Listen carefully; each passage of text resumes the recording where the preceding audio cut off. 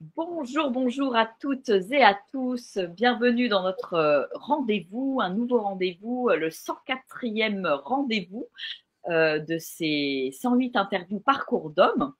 Voilà, j'arrive dans la dernière ligne droite et je suis très heureuse aujourd'hui d'accueillir Christophe qui va se prêter à cet exercice de déposer sa parole en tant qu'homme. Tu vas nous expliquer un petit peu ton parcours en tant qu'homme. Et au passage, je remercie Sophie Oex, une amie qui nous a mis en contact pour voilà, que tu puisses participer à ce projet auquel tu as répondu avec un grand oui. Donc merci Christophe d'être là, merci de venir déposer ta parole et je vais te laisser de toute façon la parole pour te présenter. Voilà, ce que tu as envie de partager avec nos auditeurs et auditrices sur voilà, qui tu es, ce que tu fais peut-être dans la vie, voilà, ce qui est là pour toi aujourd'hui. Et Ok. bienvenue. Merci Virginie et bonjour, bonjour à tous. Me présenter, c'est toujours compliqué parce que je fais beaucoup de choses et l'autre jour, on m'a demandé de me présenter un mot. C'était super, Bravo, vaste oui, c'est défi. un amour. Et j'ai fait par élimination et celui qui m'est venu, en fait, c'est éclaireur. Voilà. Mm, Donc, c'est comme si j'étais un lampadaire. mm, Je suis un lampadaire, on va dire ça. Et j'éclaire, c'est-à-dire que je me suis rendu compte que j'ai passé ma vie à essayer de comprendre et d'éclairer toutes les zones d'ombre qu'il pouvait y avoir à moi, autour de moi, dans la mm, société, en fait. Voilà, j'essaie de comprendre les fonctionnements profonds des systèmes, comme l'être humain d'ailleurs. Et mm. je le fais à travers, en tant que thérapeute, en faisant des vidéos, en écrivant des livres, en fait. Voilà. Ouais. Donc, Mm, j'essaie d'éclairer, c'est ça qui m'éclate. J'aime mm. bien qu'on me pose des défis. D'accord. Voilà ce que je. Et là, je vis en dessous de Poitiers Ouais. pour le moment, entre l'Ariège et Poitiers. Mm, Et bah, j'exerce en tant que thérapeute holistique. Voilà, pour le moment. mm. Voilà pour me présenter. Super, merci Christophe. Bah écoute, je te propose qu'on rentre dans le vif du sujet très rapidement. Et moi, j'aime en général bien commencer par voilà, ce parcours en tant qu'homme. Il a commencé quand tu étais jeune, entouré par un certain nombre de figures masculines autour de toi. Alors, est-ce qu'elles étaient présentes ou pas? C'est toi qui vas nous expliquer. Et quels impacts elles ont eu sur toi, sur ton modèle, quelque part en tant qu'homme, parce que voilà, on part souvent avec un modèle, et puis au fur et à mesure de l'interview, on va voir comment tu as évolué quelque part par rapport à ce modèle, comment tu as cheminé pour être l'homme que tu es aujourd'hui et par quelle voilà, expérience, peut-être rencontre amoureuse, etc. Tu es passé pour te construire toi en tant qu'homme. Voilà. Ok. Alors, si je pars vraiment à la petite enfance, moi, mes modèles étaient très basiques. C'était Zorro, Tarzan, c'était, on va dire, des super-héros, Ouais. tout simplement. Et parce que j'étais un enfant assez timide, très hypersensible, j'avais beaucoup de peur. Et donc, j'avais besoin de m'identifier à des personnes brillantes, on va dire, pour voilà, en tout cas, ça m'inspirait. Et donc, je lisais beaucoup de romans, enfin, liés à des super-héros, des BD. En fait, c'était vraiment le monde qui me passionnait. Et j'avais un côté un peu Zorro, voilà. Dès qu'il y avait un problème, il fallait que je sois là pour régler le problème. C'était souvent mon cas. Par contre, l'adolescence a été plus compliquée. Euh, Notamment par rapport à se positionner en tant qu'homme. Bon, ça, je vais parler en général parce que c'est vrai que ça ne correspond pas que moi. Mm, Mais souvent, quand j'ai fait beaucoup de stages à droite et à gauche dans tout ce qui est développement personnel, et souvent, il n'y a pas beaucoup d'hommes, mais quand on en rencontre, on se rend compte que mm, souvent, ils sont très féminins. Ils ont un côté mm, assez féminin. mm, Et ce qui est mon cas aussi, c'est-à-dire que quand j'étais jeune, j'étais plus féminin que masculin. mm, J'étais pas homosexuel, mais mm, je les attirais vraiment beaucoup. Et j'avais refoulé mon côté masculin, notamment à cause de mon père, que j'avais un parti rejeté. Mais j'avais une nature plutôt féminine. Voilà. Je pense que c'est l'hypersensibilité qui fait ça. Et, et donc, j'ai mis beaucoup de temps à trouver, à mettre en place mon masculin. Ça, je pense qu'il s'est vraiment bien mis en place vers l'âge de 35-40 ans. Hein, donc, ça a pris du temps. Donc, quand j'étais jeune, je n'attirais pas trop les filles. Elles venaient, j'étais le bon copain. Qu'elle venait se confier et puis elle sortait avec mes copains, mais pas avec moi. Ah merde. Ouais, c'était pas cool, c'était pas cool pour moi. Hein. Alors que j'étais quand même amoureux, mais je savais pas vraiment y faire. J'étais vraiment très timide. Et j'avais l'impression comme tous les hommes en tout cas de ma période et de ma génération, je pense que la génération suivante aussi, c'est beaucoup moins le cas aujourd'hui. Mais la peur d'être puceau, en fait, comme on dit, vers l'âge de 14-15 ans, il fallait faire attention à ce qu'on disait, à ce qu'on faisait, parce que on était très rapidement traité de puceau et puis rejeté, ou en tout cas, on se moquait vraiment de nous. Je me rappelle, j'ai eu des expériences qui m'ont bien marqué par rapport à ça. La première fois que j'ai embrassé une fille ou autre, on s'est bien moqué de moi parce que je ne savais pas y faire. Et donc, ça marque un enfant, en fait. Hein. Il y a toute C'était des moqueries qui venaient de la part des autres garçons ou des filles c'était aussi. Hein. ouais, les deux. Ouais. Les ados, ils ne se font pas de cadeaux en général. Les enfants, ils ne sont pas si sympas que ça, en fait. Ils ne font pas vraiment de cadeaux. Et excusez-moi, il faut que je mette ça en mode avion, sinon ça va faire du bruit. Ok. Et c'était pas simple. Et il y a une grosse compétition. En tout cas, je me suis rendu compte, après je l'ai analysé entre les hommes pour montrer qu'ils sont virils, parce qu'eux ont l'impression que c'est comme ça qu'ils vont plaire aux filles. Et par rapport au patriarcat duquel on sort, en fait, c'est très important de montrer qu'on est un homme viril. Voilà, et si vous êtes assez féminin, c'est pas simple à montrer. Et donc, des fois, on fait semblant, on se force, on raconte des choses pour faire partie du groupe des garçons. Sinon, on est maltraité, en fait. Et c'est le cas de beaucoup de personnes que j'ai rencontrées des hommes qui étaient assez féminins. Ils ont plutôt pas très bien vécu ce passage-là parce que les garçons, ils sont pas ni les filles d'ailleurs. Hein, les filles sont pas. Les premières expériences que j'ai eues avec les filles m'ont montré qu'elles n'étaient pas très sympas avec moi. Quoi. J'étais plutôt quelqu'un de romantique et c'est pas ça qu'elles demandaient en fait. Voilà. Et donc j'ai commencé mon expérience amoureuse, on va dire, avec les femmes d'une manière chaotique qui m'a donné plus tard pas mal de colère parce que je me suis senti vraiment, on va dire, pas reconnu en tout cas, maltraité. Et ce qui fait que après un petit peu par la suite, j'ai essayé de m'adapter au système et je me rappelle que c'est là où on rentre souvent, on parle beaucoup des zones grises. La zone grise, c'est quand on ne sait pas si la fille elle veut pas, et qu'on force un peu, tu sais. Et il y a je pense qu'il y a beaucoup d'hommes qui sont passés par ce stade-là où on croit que la fille, quand elle dit non, en fait, elle veut dire oui, parce qu'on a regardé beaucoup de films hollywoodiens ou autres qui montrent un petit peu ça, hein, que la fille elle fait la minaude un peu, mais en fait, elle a envie. Et nous, on croit qu'il faut faire, qu'il faut forcer un peu la chose, et puis on se retrouve. Une fois, je me suis retrouvé dans une situation où, pas très agréable, où c'est laissé faire, mais elle n'avait pas vraiment envie à la base, quoi. Et moi, je m'en suis rendu compte un petit peu plus tard, et je m'en suis voulu, mais voilà, à l'époque, on est jeune, on ne sait pas tout ça, en fait. On ne nous apprend pas tout ça. Il n'y a pas d'éducation sexuelle, il n'y a rien du tout. On apprend en faisant, quoi, en écoutant à droite et à gauche. Voilà.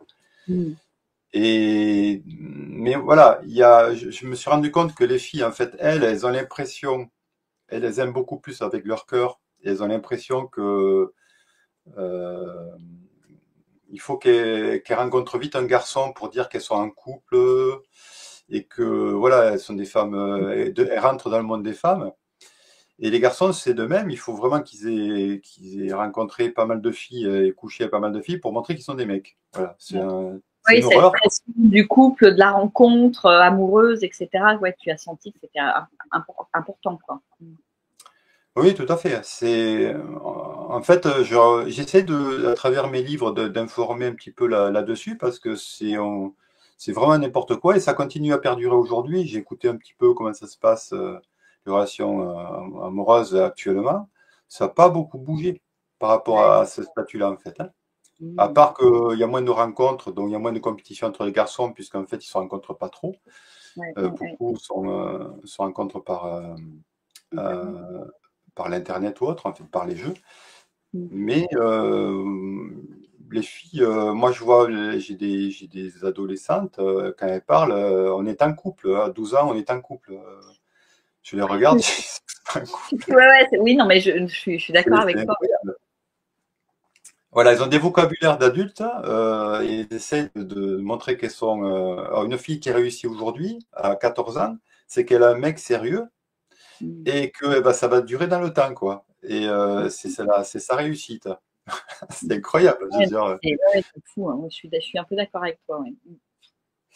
Et donc, en tant qu'homme, voilà, en tant qu'homme, au début, je trouve que c'est une période très difficile pour nous. On est toujours, voilà, il y a les dominants, on va dire, toujours comme chez les animaux, il y a des dominants qui sont là, et puis nous, si on n'est pas un dominant, ben, on essaie de s'adapter.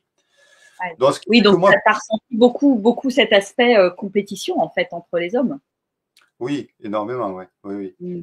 énormément. Donc, ce qui fait que je m'en allais souvent, je restais seul, je quittais ma bande parce que je préférais être seul que vivre ça, que subir ça, on va dire. Et ça m'a permis de développer beaucoup ma créativité Mm. en étant seul aussi, et ça, j'en suis heureux. Mm. Mais voilà, l'adolescence, c'est vraiment pas une période facile, les gens se cherchent, Mm. et pour les hommes, voilà, féminins, aujourd'hui c'est plus facile puisque l'homosexualité est reconnue, ainsi de suite, donc bon, on va dire que c'est un petit peu plus simple. Mm. Mais sans être homosexuel en étant hétéro, en fait, voilà, c'est, Mm. il faut s'adapter. On va dire, faut s'adapter. Ouais, ouais, je comprends. Mm. Et plus tard, ma vie d'homme, c'est bon. Après, j'ai toujours été très apprécié de mes compagnes parce que mon côté féminin faisait que j'avais beaucoup d'écoute, Mm. euh, de, enfin, on va dire ça, j'aidais à la maison. Je fais exactement pareil qu'une femme, sinon plus. J'aime bien m'occuper de tout en fait. Ça, Mm. j'ai une typologie qui veut ça. Donc j'ai toujours essayé d'être un peu le prince charmant, en Mm. gros, ouais, d'être l'homme parfait sur tous les rapports. Voilà. Ouais. Et donc ça, j'ai fait ça jusqu'à l'âge on va dire de 40 ans, jusqu'à ce que vraiment je vive une expérience où je rencontre mon masculin. Et là, les choses ont changé. J'ai été moins sympa. Alors, comment as-tu rencontré ton masculin, Christophe? Bah, c'était par une expérience chamanique, on va dire, Mm. ouais, un genre de rebirth, D'accord. où j'ai vu mon masculin s'intégrer en dehors de moi. J'ai fait une sortie Mm. de corps, je me suis vu en tant qu'homme. C'était la première fois d'ailleurs que je me voyais. Je me suis Mm. rendu compte que c'est la première fois que je me voyais en tant qu'homme, totalement. Et c'était assez intéressant. Après, expliquer davantage, ça ne sera pas très intéressant, mais voilà, c'est arrivé parce que j'ai toujours une quête de me découvrir toujours davantage, donc c'est passé par là. Mm. Et je me rappelle que cette journée, c'était sur une semaine, on avait fait une rencontre homme-femme. Mm. On était 7 hommes, il y avait une trentaine de femmes en face de nous. Et c'était un échange sur les questions. On devait poser toutes les questions qu'on avait envie de poser sur l'autre sexe. Au niveau de la sexualité notamment, et les femmes Mm. faisaient pareil. Et donc après, c'était anonyme, on tirait des papiers, et un Ah posait la oui. question aux femmes, et les femmes répondaient, et puis il y a une femme qui prenait un papier qui la tirait. Donc on ne savait pas qui avait écrit la question, Mm. mais c'était super intéressant, parce on a pu se permettre de poser toutes les questions, même celles tabou, entre parenthèses. Et ce qui a été très étonnant, c'est que les femmes ont reconnu à la fin que nous, les hommes qui étaient là, qui étaient assez féminins, en savaient plus sur elles qu'elles-mêmes. C'était très rigolo, ça m'a marqué parce que j'ai dit waouh, ah oui, quand même. Euh, Mm. donc, voilà, avoir un côté féminin, c'est quand même intéressant pour un homme. Mm. Ça peut avoir des inconvénients jeunes, mais c'est assez intéressant. Mm. Et jusqu'à l'âge de 40 ans, donc tu es très lié à ce féminin, donc à cette sensibilité en fait. Et comment c'est pour un homme justement dans la vie de tous les jours, dans ta vie professionnelle ou dans ta vie intime, d'être dans ce féminin, on va dire, je sais pas si c'est le bon mot, mais exacerbé, enfin vraiment mis en avant parce qu'il y a beaucoup d'hommes aussi qui le cachent. Donc là c'était pas ton cas. Non. Bah, la quête qu'il y a avant tout, c'est une quête plutôt tantrique. On va dire une quête de fusion avec le partenaire, par exemple. Mm. C'est pas, on cherche pas la performance sexuelle Mm. ou autre. On est plus dans une quête d'écoute, d'intimité, de fusion. Mm. Mm. Après, ça dépend le partenaire avec qui on est. Il y a des partenaires, en fait, je me suis tout le temps adapté à un partenaire que j'avais. Mais j'ai quand même attiré, je me suis rendu compte, beaucoup de partenaires masculines, Mm. Ah avec oui, une forte franchement. masculinité. Oui. Ça peut causer problème parce que quand vous rencontrez quelqu'un qui a du fort masculin et que vous êtes un homme, ça veut dire que le masculin est déjà pris. Donc quand vous arrivez, Mm. soit vous devez augmenter votre masculin pour prendre le dessus, Mm. euh, enfin en tout cas pour être au niveau, parce que sinon le masculin de l'autre va castrer en fait, Mm. va faire qu'il n'y a pas de place pour incarner Mm. son masculin, donc on va aller vers son féminin. Mm. Donc ça fait des couples qui de temps en temps où c'est la femme qui est l'homme et l'homme devient la femme en fait dans les rapports. Oui, oui. Et moi, à chaque fois que je choisissais des femmes masculines, il fallait quand même que je me batte un petit peu pour imposer mon masculin.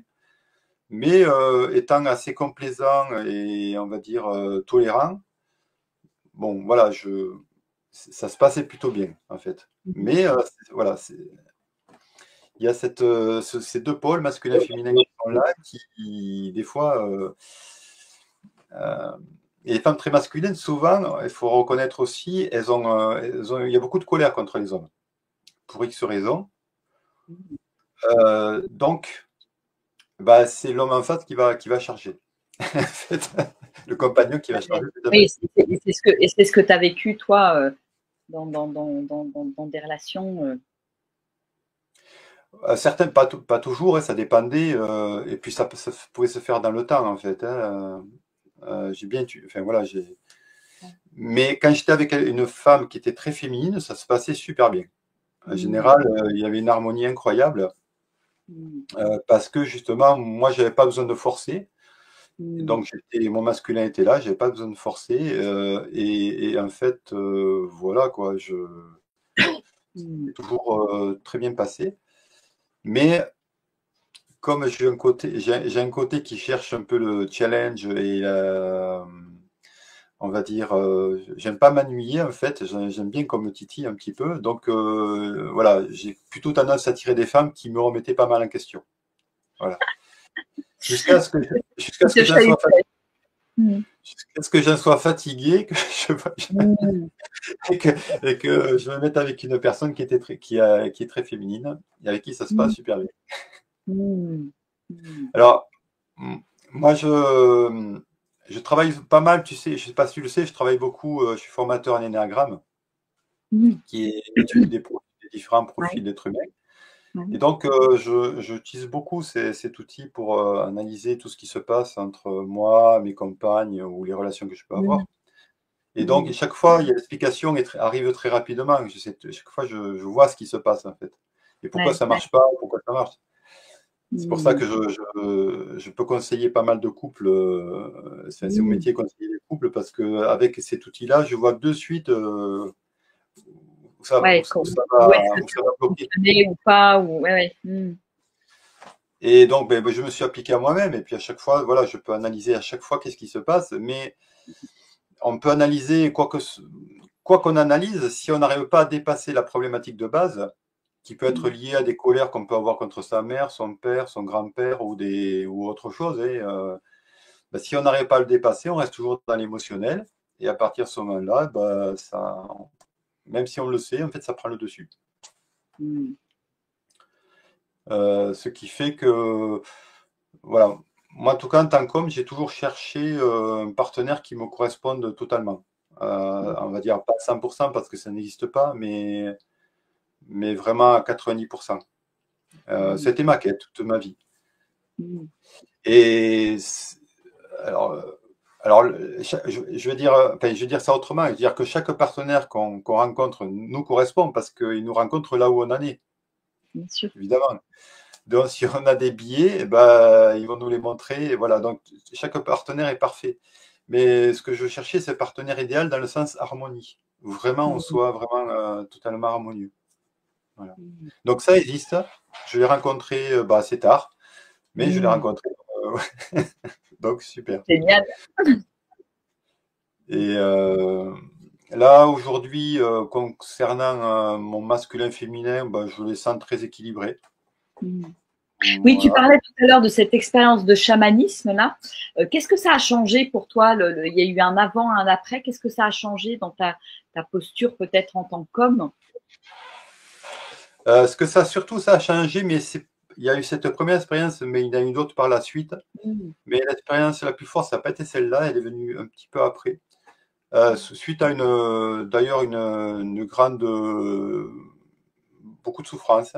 Euh, et suite à ça, en fait, j'ai, ouais, c'est comme si j'avais décidé on va dire, de m'occuper de moi, Mm. de faire attention à moi. Voilà, davantage que ce que je faisais avant. Mm. Et quand j'ai pris cette décision-là, en fait, parce que j'ai oublié de dire quelque chose, c'est que j'étais quand même dépendant affectif quand j'étais beaucoup plus jeune. Ouais. Et après, ça s'est traduit de manière très subtile. Parce qu'au début, c'était Mm. grossier. Après, j'ai travaillé sur moi tout le temps, donc c'est devenu plus subtil. Mm. Et cette expérience-là m'a mis totalement fin à ma dépendance affective. Ce qui fait que je peux être seul sans problème aujourd'hui. Mm. Voilà, je peux vivre seul sans aucun problème. Mm. Je ne sais pas que j'aime vivre seul, mais voilà, je me suffis à moi-même. Je n'ai pas besoin de quelqu'un d'autre, on va dire normalement. Mais par contre, j'aime la relation. J'aime Mm. vivre. Et donc, cette expérience-là m'a permis voilà, de penser à moi, de ne pas me mettre à la place de l'autre, ce que je faisais Mm. beaucoup avant, Mm. et de laisser l'autre prendre, enfin voilà, de faire ses propres choix. Et depuis que j'ai fait ça, en fait, eh ben, ça a vraiment changé ma vie, c'est clair, totalement. Et pour toi, ça a été quoi? Ça a été un choix à un moment donné d'arrêter de fonctionner comme ça. Qu'est-ce qui s'est passé? Ça a été quoi le déclic? Une séparation douloureuse Ouais. avec une personne. Et suite à cette séparation-là, qui m'a fait beaucoup souffrir, hein, c'était vraiment quelque chose d'assez dur pour moi. Et c'est venu enlever toutes les dernières dépendances que je pouvais avoir, en fait. C'est comme si c'était un nettoyage de toutes les dépendances que je pouvais avoir. Mm. Et, et là, j'ai dit, plus jamais. Vous savez, c'est quand vous vivez un truc, où à un moment donné, c'est fini, ça n'arrivera plus jamais. Ouais. Et c'est ce qui s'est passé. Et c'est ce qui Ah s'est ouais, un passé. choix, boum, un choix radical et du jour au lendemain, ça a Oui, disparu. Ouais. c'est ce qu'on appelle la goutte d'eau qui fait déborder le vase. Mm. Mm. Bah, Et merci à la goutte d'eau. ouais, enfin, c'était douloureux, quoi, c'est pareil. Mais c'est vrai que je me suis senti après beaucoup plus libre Mm. et léger et en paix. Mm. Mm. Voilà. Donc, c'était un gros nettoyage, on va dire, qui s'est fait Et, de et- et tu peux mettre des différents. mots derrière. Voilà, j'ai appris à m'occuper de moi. Qu'est-ce que tu mettrais comme mot derrière? M'occuper de moi, c'est-à-dire que maintenant, comment dire, je n'interprète plus rien du tout. Mm. Je n'imagine pas des choses en me mettant à la place de l'autre. Ouais. Je laisse à l'autre, en fait, l'autonomie, enfin, comment dire ça, sa responsabilité. Mm. J'étais quelqu'un qui avait tendance à prendre la responsabilité ou le poids des autres sur moi. C'est Mm. le côté sauveur. Ouais. Et donc, je laisse totalement à l'autre sa responsabilité. S'il a quelque chose à dire, elle le dit. Si elle ne le dit pas, c'est son problème, c'est plus le mien, par Mm. exemple. Mm. Voilà. Si elle s'imagine des choses, ou n'importe qui peut s'imaginer des choses, s'il ne le dit pas, ben, je ne suis pas censé être au courant. Voilà. Donc, je ne fais pas de. Je Ouais. suis comme si c'est devenu très basique, en fait. Mm. J'ai mis de côté mon côté féminin qui a tendance à interpréter, a tendance à Mm. vouloir savoir, ta. Voilà, c'est pour ça que je dis je suis venu un peu plus masculin. Mm. Le masculin n'interprète pas, il est plutôt, je le vois, assez basique, hein, il Factuel. est Ouais. authentique, il est simple en fait, il a un fonctionnement très simple. Mm. C'est le côté féminin qui complique les choses, je trouve, moi, beaucoup. Il y a- Mm. voilà, je m'en suis rendu compte à l'intérieur de moi, hein. Mm. Donc, on nous reproche des fois aux hommes d'être basiques, mais c'est un côté très rassurant et très posé parce qu'en fait, on s'attend. Voilà, il n'y a pas de mensonge, il n'y a pas Oui, d'interprétation, il n'y a c'est oui pas. ou non. Comment? Je dis c'est oui ou non. Voilà, c'est oui ou non, c'est voilà, c'est assez simple. Le côté final est beaucoup plus complexe. Voilà. Donc j'ai mis, ça ne veut pas dire que je ne l'ai pas gardé, mais il n'a pas du tout l'intensité qu'il avait avant. Mm. Voilà. Je vais le garder, par exemple, pour quand je suis en mode thérapeute, bah, je vais Mm. garder ce côté féminin qui me donne beaucoup d'informations sur la personne en face. Mais Mm. après, dans la vie de tous les jours, je ne le fais pas parce que bah, enfin, voilà, ça m'intéresse moins et puis ça ne me regarde plus, en fait. Voilà. Mais les hommes, quelque part, on nous a mis le rôle d'être sauveur, en fait, hein. Euh, on- ça vient de notre culture ancestrale, en fait, hein, mais l'homme n'est pas traité comme la femme depuis très très longtemps, en fait, et encore aujourd'hui, ça va mieux. Encore aujourd'hui, il y a des différences, et même si l'homme a beaucoup plus facilité que des femmes sur certains points, mais c'est lui qui doit porter la responsabilité. Voilà. Mm. Il doit mener la survie, Mm. il doit faire en sorte qu'il y a à manger, qu'il y a une maison, voilà, qu'il y ait une sécurité. En fait, c'est sa Mm. fonction, ça doit être sa fonction. Euh, alors, la fin, pourquoi aussi il y a je fais des apartés, mais pourquoi Mm. il y a beaucoup de problèmes entre les femmes et les hommes? Parce qu'aujourd'hui, qu'il n'y a plus de patriarcat, que les femmes travaillent, Mm. les hommes, les femmes sont devenues autonomes.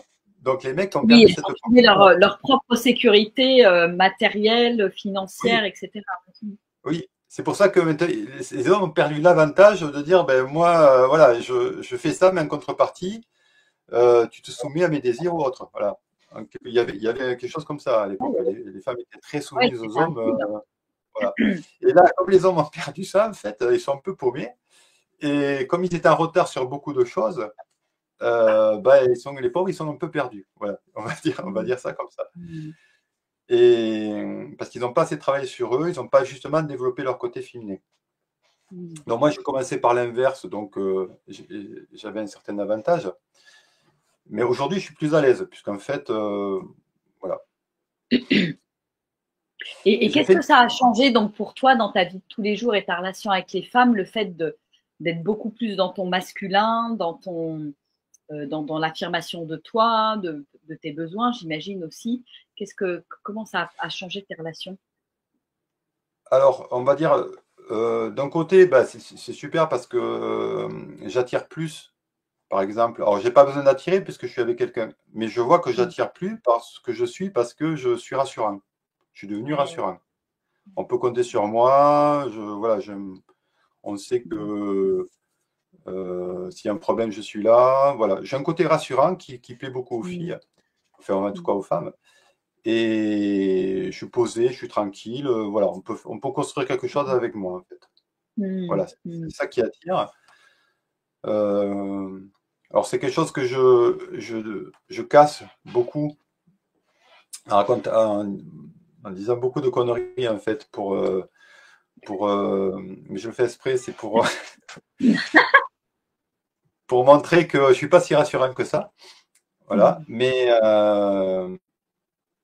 voilà, en dehors de ça, voilà, ce qui a changé, c'est que je représente quelqu'un de rassurant. Voilà. Ce qui n'était pas le cas avant, où mon côté fragile faisait qu'on on se posait la question si on pouvait faire quelque chose avec moi dans le temps. Voilà. J'attirais pour d'autres raisons, en fait. Pour mon côté empathique, voilà, féminin, j'attirais les personnes par rapport à ça. Mais là, c'est pour ça que bah, automatiquement, étant bien installé dans mon côté masculin, j'ai attiré une femme qui est bien installée à son côté féminin. Voilà. Si vous êtes équilibré, vous attirez quelqu'un qui est au même niveau d'équilibre. C'est pour ça que ça devient super. Oui, il est beaucoup plus harmonieux. Oui. Et c'est le pourcentage d'équilibre qu'il y a entre votre masculin et féminin qui fait que vous attirez le partenaire en conséquence, en fait. Voilà. Donc moi, là, j'attire que des personnes totalement autonomes. Donc c'est très agréable à vivre. Mais ça a été quand même le cas avant aussi. Hein. Je veux dire, j'attirais quand même des personnes autonomes, parce que j'étais quand même de nature autonome. Mais ça c'est, j'ai passé un cran au-dessus, en fait. Voilà. Je ne sais pas si tu as d'autres questions. Moi, j'aime bien répondre aux questions. Bah, j'ai envie de te dire, ouais, dans ta vie de tous les jours, qu'est-ce que ça a profondément changé dans ton comportement dont tu parlais de l'aspect stabilité, la confiance, etc. Et je sais pas, dans le relationnel, peut-être la manière de te positionner, comment ça se passe aujourd'hui, Alors, c'est quoi être pleinement dans ton masculin face à une femme qui est dans son féminin, justement. Par exemple, en assumant totalement mon côté masculin, macho, que je peux avoir. Alors, je suis pas, je reprends ce qu'on appelle un macho, mais je peux avoir des paroles macho. Mais comme pour moi, c'est un rôle et que j'en rigole, en fait, ça passe super bien, en fait. Donc, parce qu'il faut quand même comprendre quelque chose que j'ai pu observer. Voilà, je ne vais pas faire une généralité, mais j'ai pu observer ça. Les femmes aiment les machos au lit. Et enfin, on va dire à certains moments de la journée. Et après, le reste du temps, elles aiment les hommes, on va dire, plus féminins. Il y a une expérience qui a été faite très intéressante, je crois que c'est en Hollande, où en aveugle, on a fait sentir des t-shirts à des personnes, des t-shirts posés c'était des hommes, par des femmes en fait différentes et inversement. Ouais. Et on leur a demandé à travers l'odeur en fait qu'est-ce qu'ils ressentaient au niveau de la sexualité. Est-ce qu'ils étaient attirés pour se reproduire ou pour vivre avec, juste par l'odeur en fait. Et on s'est rendu compte, parce que les phéromones, c'est très intéressant, ça donne beaucoup d'informations. Et ce que ça a montré, c'est que la majorité des hommes, pour se reproduire ou pour avoir des rapports sexuels, préféraient des femmes qui avaient des lèvres pulpeuses et une forte poitrine. Pourquoi? Parce qu'en fait, ces femmes-là avaient beaucoup plus d'estrogène que les autres. Et donc, inconsciemment, les hommes savent que ces femmes-là, par les formes qu'elles ont, en fait, sont des meilleures reproductrices. Ok, c'est étonnant, voilà. Et les femmes, et tout ça en aveugle, c'est-à-dire personne ne voyait personne. Voilà. Et les femmes, elles, ont choisi pour se reproduire des hommes qui avaient comme caractéristique d'avoir la mâchoire carrée. Vous savez, le fameux cow-boy américain, mâchoire carrée. Pourquoi? Parce que les gens qui ont une mâchoire carrée ont beaucoup plus de testostérone que les autres. Ah oui. On peut comprendre pourquoi le côté cow-boy américain est un peu violent ou agressif, parce qu'il a beaucoup plus de testostérone. D'accord? Ça qui peut rendre agressif. Donc, j'ai trouvé cette expérience très intéressante. Par contre, pour vivre avec, quand on leur pose la question, est-ce que vous vivre avec, à chaque fois, ce n'est pas du tout ces personnes-là. Les femmes choisissaient des personnes avec des formes rondes, triangulaires, mais pas le carré. On voulait surtout pas le carré. Et les hommes choisissaient des femmes aussi avec, on va dire, plus classiques, avec des poitrines normales, voilà. OK. Donc, qu'est-ce qu'on peut tirer de ça? On peut tirer que quand c'est au niveau, quand on est dans la besoin jusqu'à un certain âge, et ça j'ai vérifié avant que les femmes ont des enfants, elles sont plutôt attirées par des mecs qui ont beaucoup de testostérone, les mauvais garçons comme on dit souvent. Et mais après, bah, c'est juste pour, comme reproducteur, mais après pour vivre, en fait, c'est pas le top. Et ensuite, qui se passe? Bien, séparation, elles vivent avec des hommes qui, voilà. Et nous, c'est pareil, en fait, inversement. Donc, naturellement, on va dire, au niveau des hormones et au niveau de notre aspect sexuel, on est plutôt attiré par des femmes qui ont beaucoup d'estrogènes et voilà, c'est comme ça.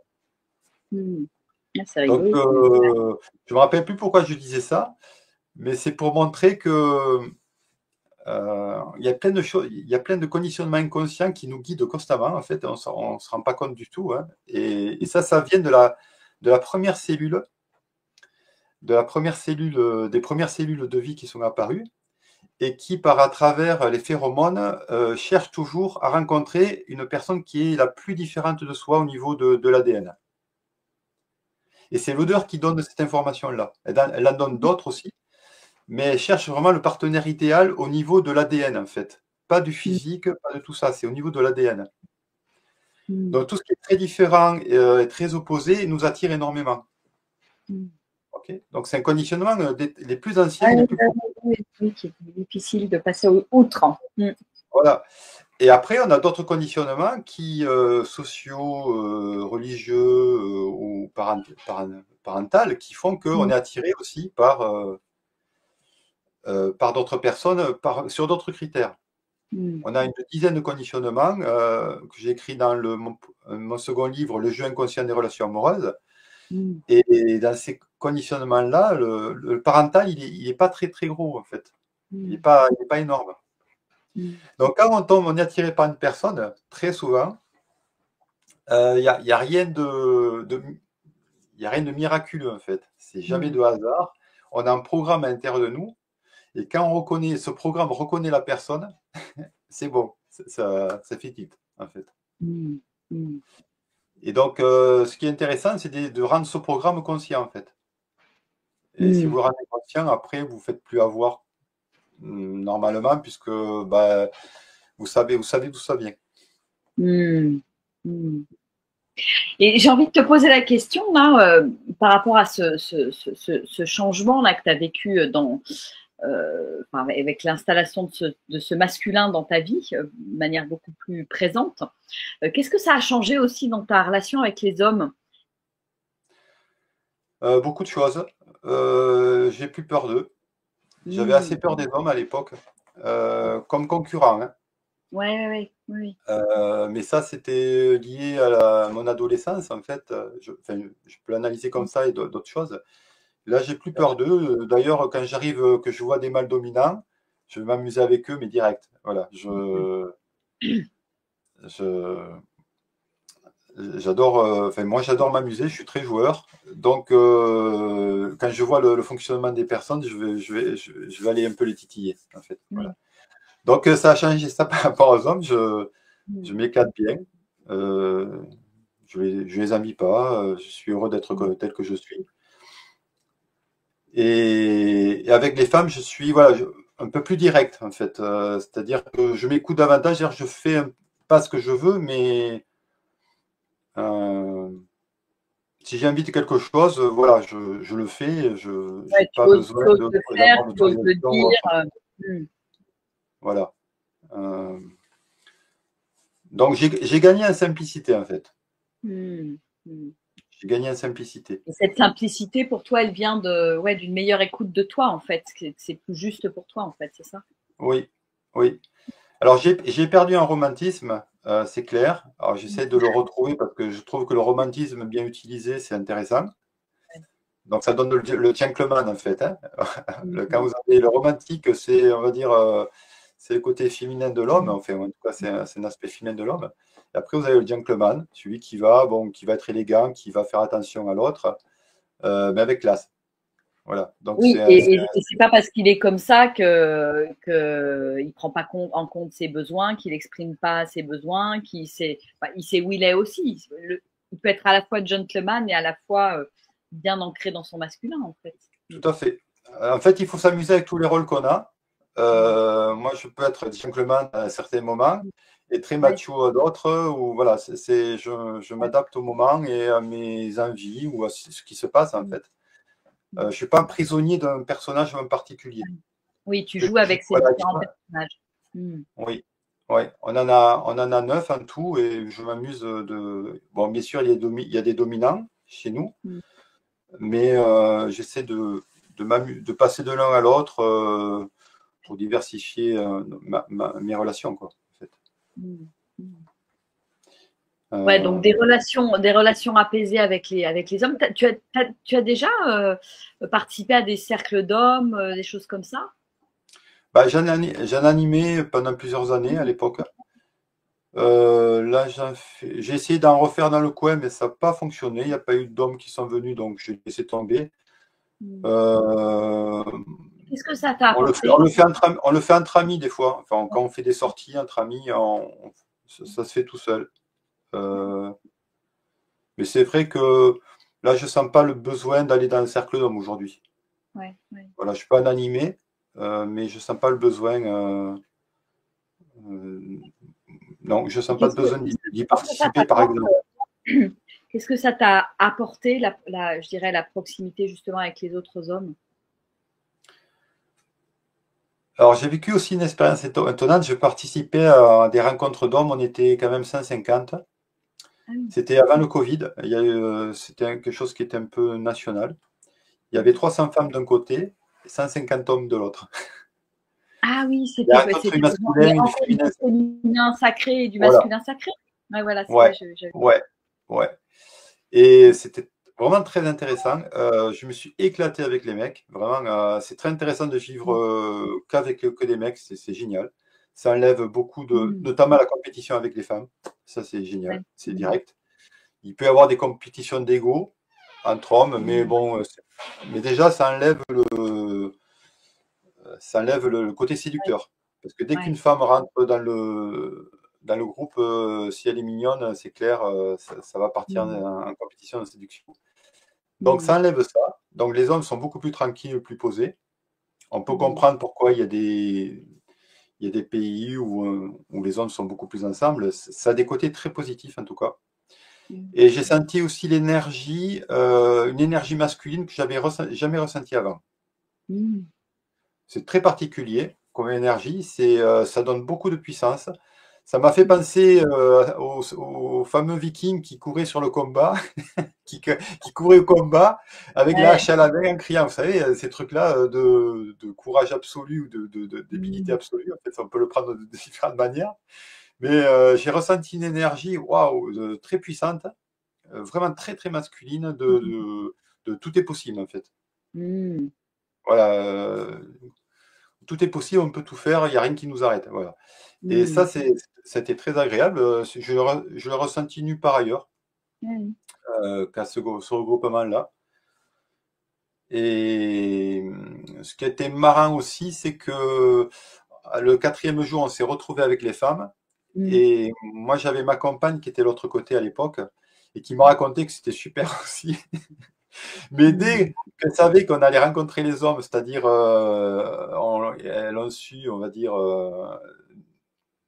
5 heures avant, tout a Ouais. changé dans les relations qu'elles avaient entre elles. C'est devenu beaucoup plus égocentré, en fait, et compétitif aussi.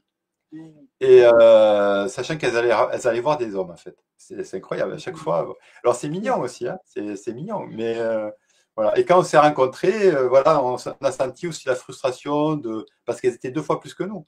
Donc, elles devaient être avec un homme pour faire une danse symbolique, ainsi de suite. Et il y en a qui se sont retrouvés un peu seuls, donc ils étaient très frustrés. Voilà. Donc, c'était une belle expérience. Belle expérience. Mais on a des conditionnements de tribaux, en fait, qui sont toujours là, nous. Hein. Voilà. D'accord. Ils ont un côté charmant. Ils ont un côté charmant. Ouais. Et est-ce qu'il y a d'autres expériences ou d'autres événements qui te semblent importants de mettre en lumière et qui t'ont aidé justement à connecter de manière encore plus puissante à ton masculin d'aujourd'hui? Est-ce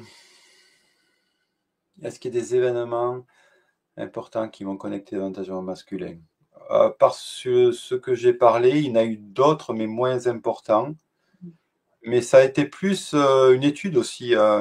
J'ai appris à identifier ce qu'était le masculin, parce qu'on ne nous le dit pas non plus. Alors, qu'est-ce que tu mettrais comme mot derrière le masculin, justement? Tu me tends la perche, alors je la saisis. En fait, il y a la meilleure personne qui parle du masculin. Est-ce que tu sais qui c'est? Non, je ne sais pas. Vas-y, dis-moi. C'est Kipling. Kipling, Kipling. Kipling, Tu seras un homme, mon fils. Ah oui. Ok, c'est le plus beau texte que j'ai lu sur le masculin. C'est vraiment, il y a tout dedans. On peut le lire et le relire et le méditer. Il y a absolument tout dedans dans ce texte-là. Tu seras un homme, mon fils. Voilà. Et ça a été ma référence vraiment pendant. C'est toujours ma référence d'ailleurs, d'essayer d'atteindre cet absolu-là, en fait, qui est vraiment magnifique. Et donc, c'est plutôt voilà. C'est quelqu'un qui a réussi à mettre des mots sur ce qu'était pour moi un homme. Et donc, voilà, j'ai médité sur chaque phrase, sur comment faire pour y arriver, qu'est-ce que je vais travailler sur moi pour atteindre cet état-là, en fait, parce que ce sont des états, en fait, des états d'être. Et est-ce que tu peux nous en dire plus par rapport à ce texte? Qu'est-ce qui t'a, toi, particulièrement touché ou parlé par rapport à ce masculin? Alors, je vais le prendre d'ailleurs, parce qu'il est toujours avec moi. Et je vais vous en dire une phrase ou deux, comme ça. Oui, ce qui te touche particulièrement, quoi, Alors, tout m'a touché. Après, je peux prendre au hasard, hein, par exemple, si tu peux rester digne en étant populaire, si tu peux rester peuple en conseillant les rois. Ça, c'est très intéressant déjà. Ça veut dire travailler l'humilité. Parce que souvent, quand on prend beaucoup de confiance en soi, on peut devenir orgueilleux. Et ensuite, par rapport, on va dire, aux autres, on n'a plus on se sent au-dessus. Et donc, il y a plus cette humilité qui fait qu'on on se sent séparé des autres. L'humilité nous permet de ne plus être séparés. Mais si on se sent supérieur, on se sent séparé. Donc ça, c'est intéressant de sentir qu'on n'est ni supérieur ni inférieur, et que les rois ne sont pas au-dessus de qui que ce soit, en fait. Ils ne sont rois que parce qu'on a bien voulu les faire rois. Voilà. Et donc, mettre tout le monde au même niveau, c'est-à-dire retrouver sa propre souveraineté et reconnaître à l'autre leur souveraineté, ben, c'est un travail, ça ne se fait pas tout seul. Donc, rien qu'avec ces deux phrases, il y a de quoi faire, hein, en fait, de ne plus reconnaître aucune autorité au-dessus de soi. Aucune. Ni en dessous, ni au-dessus. Voilà. Ça, c'est génial. C'est du boulot. Hein. Il faut dépasser beaucoup de peurs et c'est pas mal. Si tu peux être dur sans jamais être en rage, si tu peux être brave et jamais imprudent, si tu sais être bon, si tu sais être sage, sans être moral ni pédant. Bon, bah moi, j'étais assez moral en fait, et des fois pédant. Donc je dis, bon, bah, comment ne plus être ni moral ni pédant? Ouais. Ouais, donc ça a été un texte qui t'a beaucoup inspiré et guidé en fait dans ta recherche du masculin, Christophe. Bah, je trouve qu'il y a tout en fait. Franchement, n'importe qui tout le monde va s'y retrouver et tout est dit. Après, chaque phrase, il faut méditer dessus. Hein. Si tu peux être aimant sans être fou d'amour, si tu peux être fort sans cesser d'être tendre. Ça veut dire quoi, sans être fou d'amour? Bah, moi, j'étais quelqu'un de passionné, oui, de passionné et donc de dépendant affectif automatiquement. J'étais un fou d'amour. Quand j'aimais quelqu'un, c'était à la folie. Donc, ça aussi, il a fallu que je régule. Parce que être fou d'amour, ça va pas. Voilà, on peut avoir de la passion, mais jusqu'à un certain point. Voilà. Et oui, pas se perdre dans l'autre, effectivement. pas se perdre, hein, bien sûr. Et moi, j'ai justement une typologie où je suis passionné de foi, en fait. C'est-à-dire, j'ai tout du passionné. Moi, j'ai tiré le gros lot par rapport à ça. Quand j'aime quelqu'un, c'est la folie. Donc, c'est pour ça que j'ai aussi beaucoup souffert lors de séparation. Ben, qu'à un moment donné, je dis stop, quoi, stop. Arrête d'être. Voilà. Donc, aimer l'autre à sa mesure. La première personne à aimer, c'est soi, hein, c'est clair. On le dit tout le temps, mais bon, c'est pas facile à faire. Ouais, ouais. Oui, oui, c'est tout un cheminement aussi. Mais il faut tomber amoureux de sa partie divine, en fait. Il faut tomber amoureux voilà, de sa part de lumière. Et cette part de lumière doit toujours être passée en premier.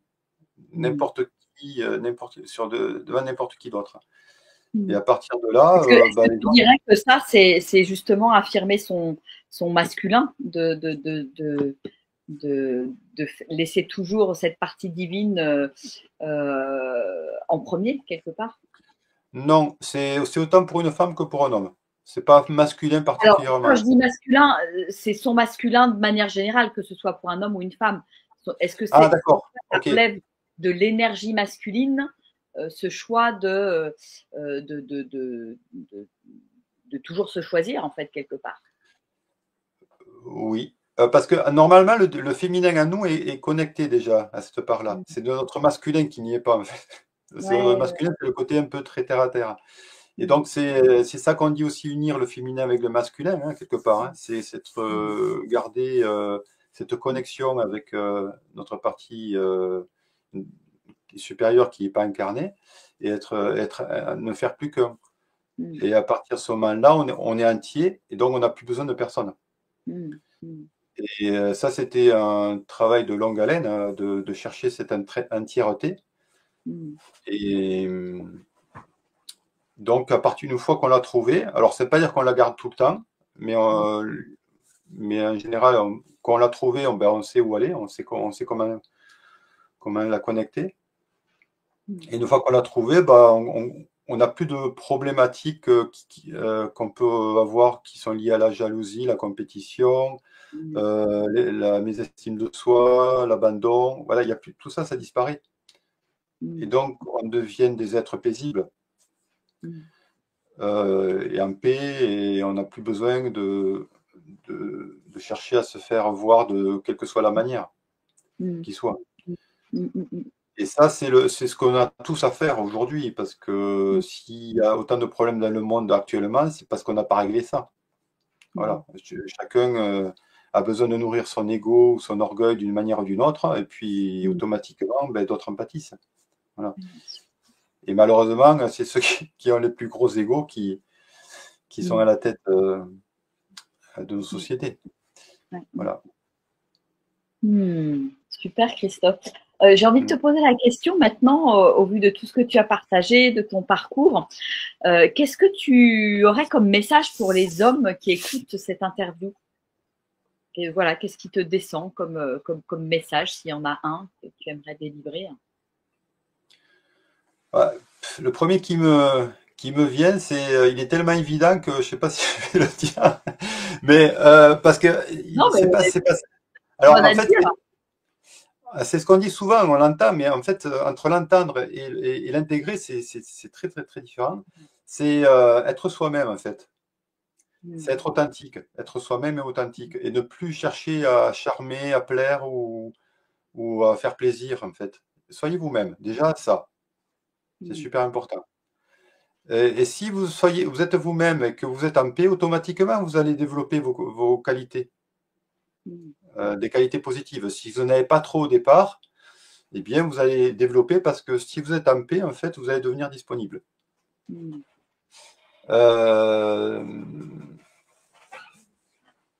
Après, il faut avoir aussi le désir toujours de pas de devenir meilleur, c'est pas ça. Parce que on ne devient pas meilleur. C'est se dépouiller de tout ce qui vous fait souffrir. Plutôt ça. C'est chez les Tibétains, on appelle peler l'oignon, en fait. Enlever toutes les couches qui vous empêchent d'être vraiment vous-même. Voilà. Donc, c'est ce que je fais, moi, en travail de thérapie, c'est, ben, voilà, j'aide des personnes à enlever des couches. Ce qui vient du père, de la mère, de la petite enfance, de l'arrière-grand-père, des ancêtres. On enlève les couches. Et plus on enlève des couches, et plus les gens se sentent légers et ils deviennent vraiment eux-mêmes et bien dans leur peau. Voilà. Ce qui fait que ben, voilà, se dépouiller. C'est la meilleure chose que je peux vous dire, c'est se dépouiller de tout ce qui vous encombre, qui est lourd à porter. Et ça prend du temps. Parce qu'on aime bien, on aime bien la charge qu'on porte, très souvent. Le plus gros problème qu'on rencontre en thérapie, c'est justement qu'on aime notre bourreau, quel qu'il soit. On l'aime vraiment beaucoup et on a du mal à le laisser partir. Voilà. Et quand on aime notre bourreau, c'est qu'on se positionne en tant que victime. Donc voilà, il faut travailler sur le triangle bourreau, victime, sauveur. Voilà. Et est-ce que tu auras un message qui serait plus spécifique pour les femmes? Bah, les femmes ont le même travail à faire, mais par rapport à leurs problématiques qui ont été d'avoir été mis d'avoir été inféodées aux hommes en fait pendant des milliers d'années depuis très très longtemps. Donc ça crée beaucoup de problèmes et encore aujourd'hui. Bon, c'est-à-dire les générations au fur et à mesure qu'elles arrivent, elles nettoient tout ça. Hein. Donc c'est moins le cas aujourd'hui, mais c'est encore problématique. Ouais, il y a beaucoup de colère contre les hommes, à juste raison. Hein. Et donc, il faut aller voir cette colère-là, en fait, et pardonner. Enfin, en tout cas, faire quelque chose pour pardonner. Parce que, alors, moi, j'ai une vision particulière qui fait que, enfin, particulière, elle n'est pas particulière, c'est juste que je l'affirme. Je crois à la notion de réincarnation ou de vie alternative. Voilà. Et donc, pour moi, on a tous été femmes et hommes, et j'ai beaucoup de souvenirs de mes vies passées où j'étais femme. Voilà. Donc, j'ai pas de culpabilité envers les femmes en tant qu'homme, puisqu'en fait, j'ai été femme déjà, donc j'ai subi. Oui, c'est pas. Et les femmes qui aujourd'hui ont été hommes dans des vies passées, donc elles ont autant fait de saloperies que les hommes. Voilà. On est tous passés par les mêmes cases. Voilà, on est tous. Aujourd'hui, il n'y a pas à faire de compétition entre les hommes et les femmes, puisqu'en fait, bon, actuellement, je suis un homme et tu es une femme, mais on est passé partout, voilà, par tous les stades. D'accord ? Et on a été les pires salopards qui existent sur la Terre, tous, quels qu'on soit. Donc, il n'y a pas de. Voilà. C'est justement aller chercher là-dedans, en tout cas dans cette prise de conscience, pour arrêter pour essayer de faire la paix. J'ai fait une petite vidéo, je te l'enverrai sur justement sur les hommes et les femmes, comment trouver la paix en fait. Elle dure que 5 minutes, mais elle est très pertinente. Ouais, elle est très pertinente parce que elle dit l'essentiel en fait. Elle dit l'essentiel et il n'y a plus qu'à faire. Mais c'est un gros boulot, hein, c'est un gros boulot. Il faudrait, je ne sais pas ce qu'il faudrait d'ailleurs, parce qu'il y a plein de personnes qui parlent de ça. Il y a beaucoup de vidéos là-dessus, donc il n'y a pas besoin d'arranger. Chacun fait sa part de colibri. Voilà, je veux dire, il y a un moment donné, c'est chacun a sa responsabilité, il doit faire face à sa responsabilité par rapport à ça. Oui. Oui. De gérer effectivement ces colères qui peuvent être là, de pardonner, enfin, voilà, on a tous notre part à faire quelque part. Moi, ce que je comprends en tout cas, ce que j'ai vraiment saisi, c'est que on est trop soumis à nos émotions. On a trop donné de pouvoir à nos émotions et ça empêche de laisser de trouver la paix quelque part. Si on regarde tout ce qui se passe à droite et à gauche, la majorité des gens sont dominés par leurs émotions. Voilà. Parce qu'il n'y a pas assez de raisonnement, il n'y a pas assez de prise de travail sur soi. Voilà, c'est trop instinctif. Il y a le côté animal qui est trop présent et qui réagit en fait.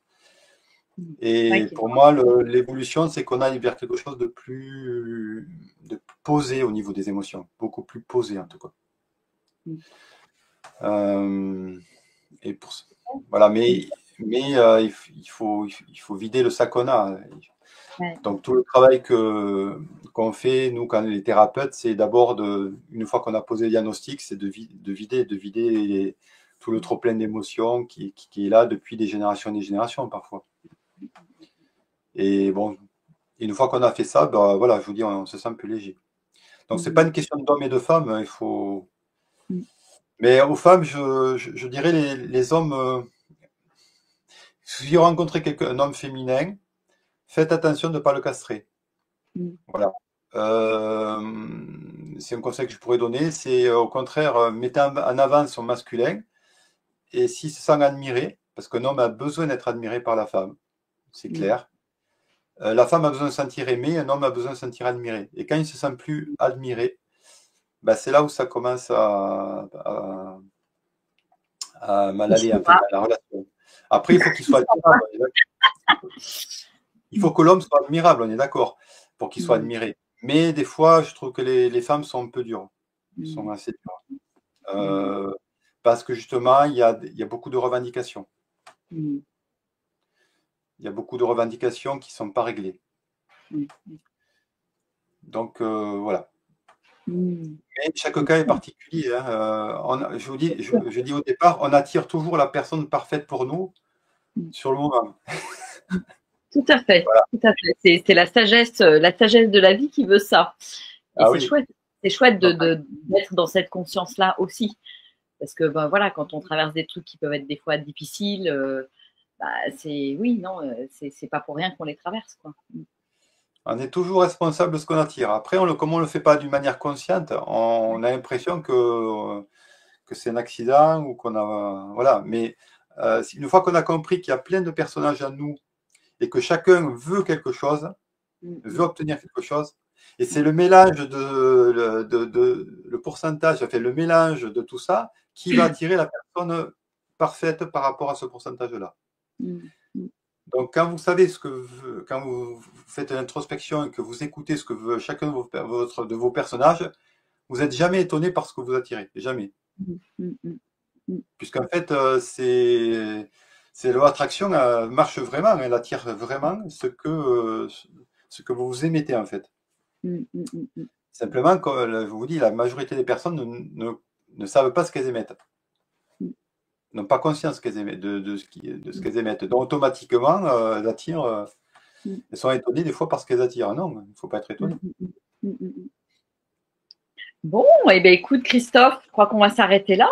Ça fait une petite heure déjà qu'on échange, qu'on partage. En tout cas, un grand merci pour ton parcours, pour tout ce que tu as partagé, ton cheminement, tes prises de conscience. Et puis, voilà, nous montrer aussi qu'à travers ton exemple, c'est très inspirant que voilà, il y a le chemin, on peut, enfin voilà, tu l'as fait, ce cheminement vers ton masculin et que bah voilà, aujourd'hui, ça semble beaucoup plus harmonieux, équilibré et merci d'avoir partagé un petit peu toutes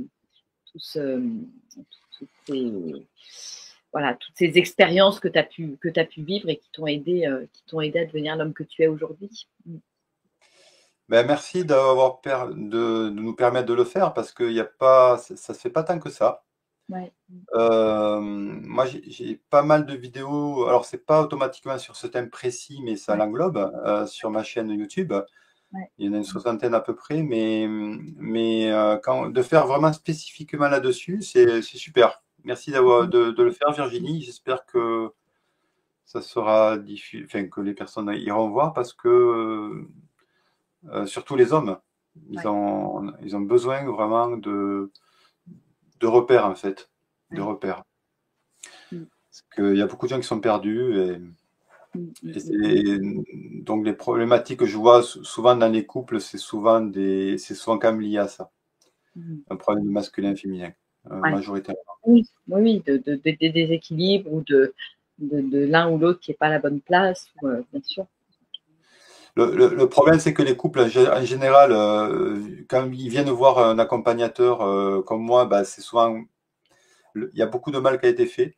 Je dis, c'est souvent trop tard parce que on peut accompagner que ça se passe bien, mais pour recoller les morceaux, des fois, L'idéal, c'est de venir très tôt, en fait. Hein. Très tôt. Faut pas attendre qu'il y ait trop de problèmes. Parce que sinon.